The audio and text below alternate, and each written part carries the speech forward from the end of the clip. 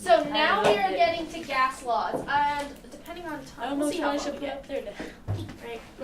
I'm gonna go through all of the gas laws before we actually touch the worksheets. Yes.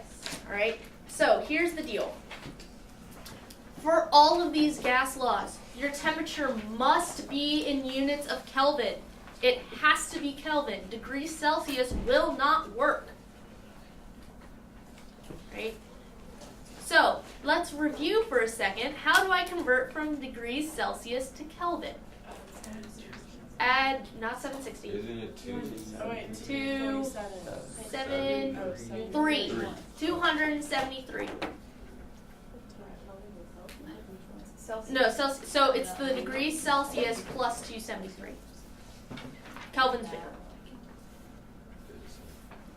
All right. So here's the first one. Here we have Boyle's law. Boyle's law relates pressure and volume. So let's just look at what's happening here. What is happening to the pressure as we go down the chart here? It's increasing. It's increasing. What's happening to the volume? Decreasing. It's decreasing. Okay. So here we have a chart that looks like this. What type of relationship is there between pressure and volume? Direct or inverse? Right. At constant temperature with the same amount of gas, as the pressure of the gas increases, the volume decreases. That is an inverse relationship.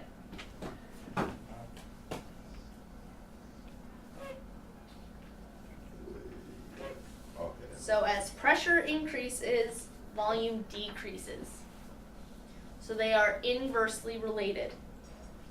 Please draw in your notes what this graph looks like, generally. I can almost guarantee you that the SOL will give you a bunch of graphs and ask you which one of these is the relationship between pressure and volume. Oh my gosh. I can definitely guarantee you that there will be one of these on your quest next week. Hold on, wait, was that Boyle's law?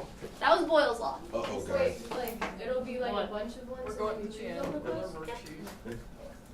So it has a concave curve to it.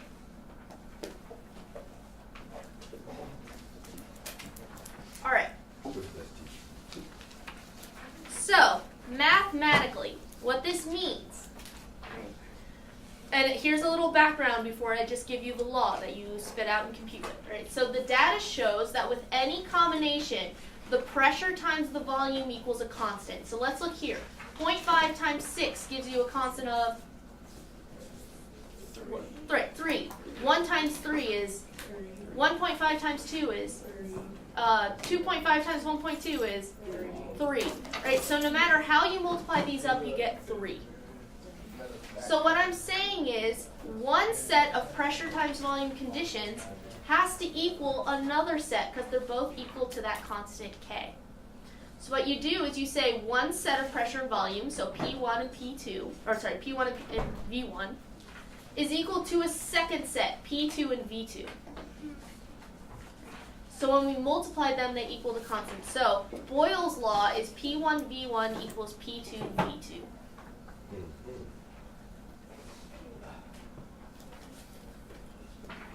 What does this look like? That little thing we did, that, Yeah, was it a while M4? ago. Oh. It was related to concentration. I remember what it was. Oh, I know exactly What was it? what it is. It was M1 V1 equals M2 V2, Yeah, that- which is Yeah, I don't know the name of it. dilution, which is also the acid-base titration stuff. Right. Same math. So these problems are pretty easy, right? You're going to have 3 variables you're plugging in for the last one. So here's an example. A sample of neon occupies a volume of 461 milliliters at STP. What is STP? Standard temperature pressure. Standard temperature is 0 degrees Celsius, which is what in Kelvin? 273 Kelvin. And then the pressure, standard pressure is 1 atmosphere. Now what will be the volume of the neon when the pressure is reduced to 93.3 kilopascals? Ooh, kilopascals. So instead of using atmospheres for STP, I want to use kilopascals, which is what? 101.3. So I've got a volume of 46.1 milliliters at 101.3 kilopascals. I'm going to make that my first set of conditions. Ms. Dioria? Yes. That's 461. What'd I say? 44.61. I'm a mess. All right.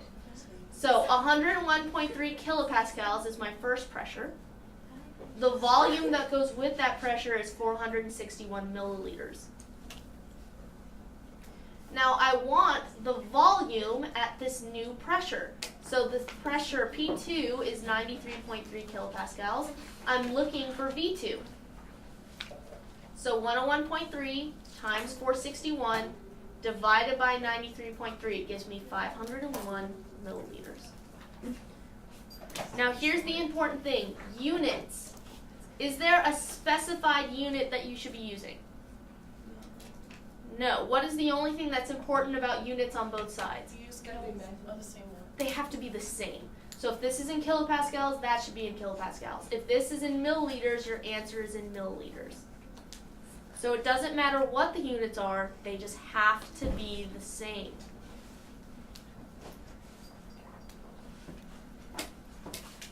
Okay, so Boyle's law gives you pressure and volume.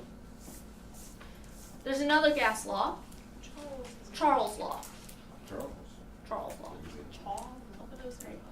Charles' law relates temperature and volume. So going down this, okay, what happens to temperature as I go down this chart? It increases. What happens to volume? It increases.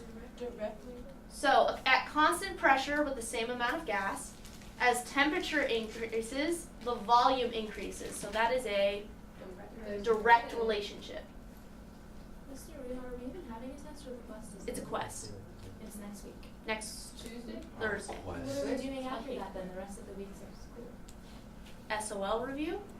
SOL? For a whole month? Yes. Do 3 you have a weeks? final exam? Yes, if you don't pass the SOL. Pass the SOL, please. I'll try. Is it- I will. Have you made it yet? Have you It's made the okay. final exam? Yes, I have. Can we still get into college if we don't pass the chemistries? SOL? That's a complicated question. Theoretically, yes. It Like, depends. what happens if you fail it? It depends on if you're doing an advanced diploma or what. If you fail the SOL, you will have to retake it again. We should. Wait, what does that have? Don't. Here's a great plan. Don't fail the SOL. What is it? Okay, what do you think's more honest? Okay, guys, I don't have time for this today. I love you, but I've got 15 minutes. All right. So, did everyone write this down? Yes. Okay. So I see that is a straight line with a positive slope. Wait, is there a typo? Is there? Because it says mathematically Boyle's law. Oh yes, please fix that. Wait. On the next bullet it says Boyle's law. I need to change that. I It's didn't catch Charles' that. law. It should be Charles' I was law. about to get very confused. As I copy and paste. Okay. So here's the deal. When I multiply these two together, can someone with a calculator, let's do the first one. So 93 times 0.936, sorry. What does that give you? 87, great. 298 times 3 gives you, not the same thing. No. Right? So, all right, let's try a different math function. Let's try division. 93 divided by 0.936. 99. 99. Okay, 298 divided by 3. 99. So instead of being multiplied, right, the volume divided by the temperature is equal to a constant. Right? So when I set two of these equal to each other, I get volume 1 over temperature 1 equals volume 2 over temperature 2. So when they're directly related, you divide them to get it, and when they're Exactly. inversely, You multiply. That's hard for a lot of people to understand. So again, these problems aren't hard. You just need to find the 3 that you have and plug in for the 4th variable. Now, what unit does temperature have to be in? Does it matter about the volume? No. As long as they're the same. All right. So, a 600 milliliter sample of nitrogen is heated from 27 degrees Celsius to 77 degrees Celsius at constant pressure. What is the final volume? Now remember, temperature has to be in Kelvin, so it's the degrees Celsius plus 273. So 27 plus 273 is 300. And 77 plus 273 is 350. So I started at 60 milliliters at 27 degrees here, so 300 Kelvin. So my first set is 600 milliliters over 300 Kelvin. I'm looking for the volume now at 350 Kelvin, so volume over the 350. Okay, how do I solve this math? Cross multiply is one way to do it, right? So 600 times 350 divided by 300. That gives you 700 milliliters. So, I have a really silly way that I remember Charles and Boyle's law that I came up when I was in 10th grade. Please don't laugh at me. It's really, it's actually very embarrassing. But I'm going to tell you anyway, because maybe you'll remember. Okay. Oh God, this is awful. I hate myself. All right, so this has to do with dating. Oh no. Oh no. Oh yes, okay. Oh, So no. here we go. Man. I'm going to go back to Boyle's law. All right, so Boyle. Boyle comes up to you, right, and he asks you out. Okay. Now, here's the thing. Boyle has a nasty boil. So you don't really want to say yes. Okay? You feel inversely pressured to say yes, but really you want to say no. So Boyle, not very attractive. So you feel inversely pressured to say yes. Oh my god. Now Charles comes along. Charles is hot. Oh my god. So you feel directly to say yes because he is hot. Oh. That's a good. I like that. Oh. That's really good. Yeah, good job. I'm the worst. I'm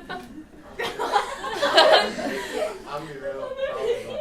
Are you gonna go back and watch this? Like I'm the live? worst. But it works. It's a good little thing to remember by. So Boyle, you feel inversely pressured to say yes. Charles is hot, so you directly say yes. Oh my god. You're not gonna be messing your mom too. What? I'm the worst. Guys, see you real. Thanks, guys. Making me feel better about myself. Okay. Now, before I set you loose on the worksheets, okay, you can actually combine these two together. Notice both of these relate to volume, right? It's V1 over T1. This one was P1 V1, right? So they both relate to volume. So I can actually relate them to each other, right? So I'm putting Boyle's law and Charles' law together, holding the number of moles of the gas constant. Okay. So look on the top of this, you can see Boyle's law, right? P1 V1.